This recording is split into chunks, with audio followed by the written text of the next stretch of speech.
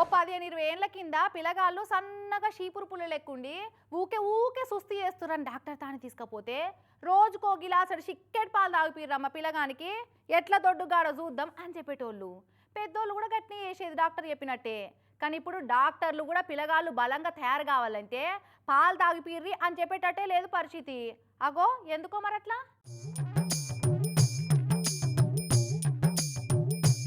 ఆవులుండవు, బర్లుండవు, మేకలుండవు, కానీ తాజా పాలు మాత్రం డబ్బాలకు డబ్బాలు తయారు చేస్తుర్రు పాలమంతులు. మంది పానాలు ఏడవోతే మాకేంది, మాకు పైసలొస్తే చాలు అనుకునే గలీజ్ గాళ్ళు కల్తీ పాలు తయారు చేసి 10 పాల క్యాన్లు 5 పెరుగు డబ్బాలన్నట్టు మస్తుగా దందా చేస్తుర్రు. ఈ సుప్పనాసోని చూడుండ్రోళ్ళ భూదాన్ పోచంపల్లి మండలం కనుముక్కుల కాడుండే కంత్రి మొకపోడు క్యాన్లకు క్యాన్లే కల్తీ పాలు తయారు చేస్తున్నాడు. ఇక ఈ ముచ్చట ఎస్వోటోళ్ళకి ఎరకై పట్టుకుంటే భాగవతం అంతా బయట పడ్డది గిట్లా. చిక్కటి పాలు తయారు చేసేందుకు పాల పొడి, పాలు పొంగేదందుకు నురుగచ్చేదందుకు హైడ్రోజన్ పెరాక్సైడ్, గదేనోళ్ళ పొంగుడు మంద అంటాను చూడు గది గది కలిపి రంగు రుషి కోసం ఇంకో కెమికల్స్ కలిపి కల్తీ పాలు తయారు చేస్తున్నాడట అడ్డమైనోడు.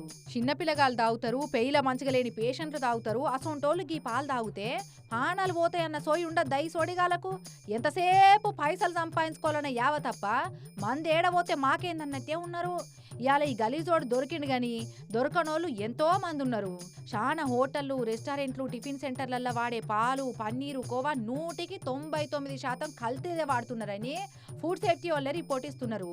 ఇవాళ కూడా పీర్జాదిగూడకెళ్ళి కల్తీ పన్నీరు, కోవను పట్టుకున్నారు. పాలు తాగితే బలం వస్తుంది, కాల్షియం పెరుగుతుంది అన్నది ఒకప్పుడు. ఇప్పుడైతే పాలని స్లో పాయిజన్ లెక్కనే మార్చిర్రు. పాలల్లో నీళ్లు కలిపినా ఏం కాదు కానీ కెమికల్ పౌడర్లు కలిపి అమ్మితే ఎంత డేంజరు ఏం కథ చెప్పుర్రే.